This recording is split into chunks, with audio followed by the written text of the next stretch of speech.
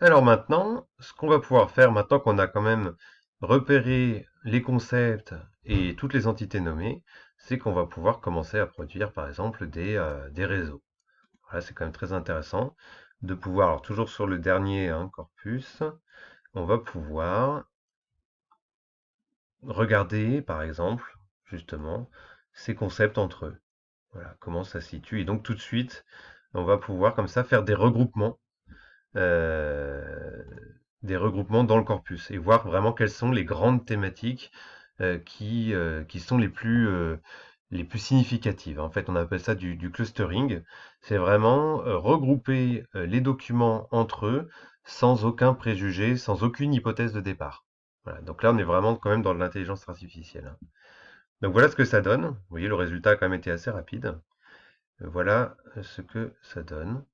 Alors, ce qu'on peut voir, vous voyez, en fait, il y a des groupes qui ont été créés.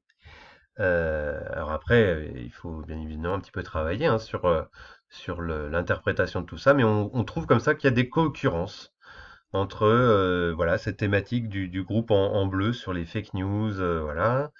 Là, on est plutôt dans le groupe, oui, dire, je peux les afficher, je peux les renommer hein, également.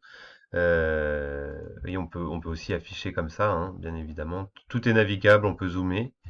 Et puis surtout, ce qui est intéressant, c'est qu'on va pouvoir partager ces analyses et donner accès à quelqu'un pour qu'il puisse les visualiser.